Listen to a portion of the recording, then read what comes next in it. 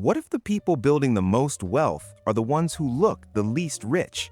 I'm not talking about the flashy earners, not the people upgrading their phone, their car, their entire kitchen every single year like their credit card as the star of a reality show.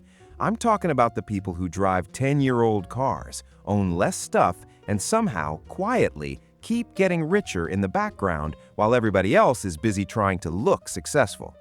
And here's the part most people completely miss. A lot of them do not have the highest incomes.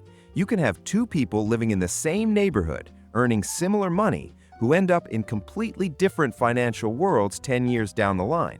One of them looks rich, the other one is actually secure. Today, we're breaking down the minimalist money rules that these quiet millionaires actually follow.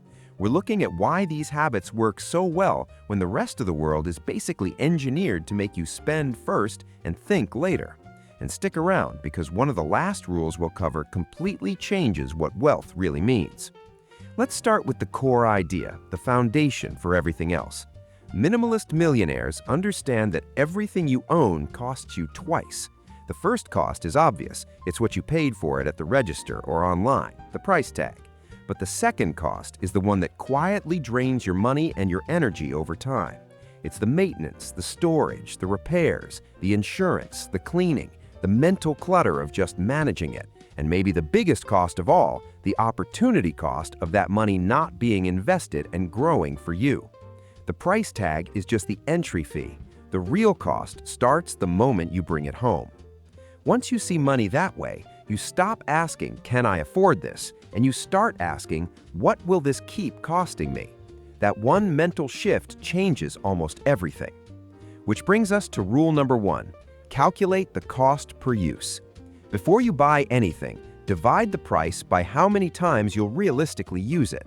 And you have to be honest here. We're not talking about fantasy you, the hyper-productive weekend warrior version of you. We're talking about the real you, the one who is tired after work on a Tuesday. A $300 kitchen gadget that you use twice a year costs $150 every single time you pull it out. Meanwhile, a $30 tool you use every week gets cheaper every time you touch it.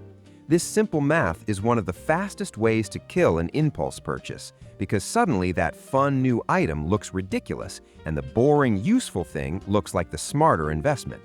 Quiet millionaires don't just ask if something is nice, they ask if it earns its place in their life. Rule number 2, use the replacement test. Walk through your home and ask one brutally honest question about your belongings. If this disappeared today, would I actually go out and spend my own money to replace it? Not would I miss it a little, not was this expensive when I bought it, not even should I keep it because I already own it. The only question that matters is, would you go to a store and buy another one? For a shocking number of things in our homes, the answer is a hard no. And that tells you those items are not adding real value. They're just hanging around because nobody ever made a decision. They're not neutral. They cost you space. They cost you attention. They cost you energy to clean and organize. Getting rid of things you wouldn't replace isn't about deprivation. It's financial hygiene. Rule number 3, never upgrade out of boredom. This habit, more than almost any other, quietly destroys wealth. Your phone works perfectly fine, your car gets you where you need to go, your TV shows a great picture, your laptop does its job. But then a newer, shinier version appears in an ad, and suddenly your perfectly functional item feels old and inadequate just because marketing showed up wearing better lighting. Minimalist millionaires have a simple and unshakable rule. If it still does the job, it stays. Boredom is not a malfunction. A newer model existing is not a financial emergency. And the phrase, "I just felt like upgrading," has probably funded half the modern economy. This habit is most dangerous with tech, cars, and home upgrades because the spending feels so normal. And that's the trap. Normal does not mean cheap. Rule number 4, build systems, not heroic discipline. Willpower sounds impressive. It's the stuff of motivational posters. It just doesn't work consistently. It's a finite resource, like a muscle that gets tired. Minimalist millionaires do not rely on a fresh dose of motivation every single day. Instead, they build systems that make bad decisions harder and good decisions automatic. This means things like removing your saved credit card info from shopping sites to add a layer of friction. It means deleting retail apps from your phone, unsubscribing from all those promo emails that create artificial urgency. A big one is adding a mandatory 24-hour waiting period before any non-essential purchase. And on the positive side, it means automatically transferring funds into your savings or investment accounts the moment your paycheck hits. Because money that's just sitting in your checking account tends to develop bad ideas for you. A lot of impulse spending simply disappears when you slow it down long enough for your rational brain to catch up. Rule number 5, count your stuff. This sounds too simple to matter, but it matters a lot. Pick one category in your home and just count it. Shirts, shoes, coffee mugs, books, reusable water bottles. Actually get a number.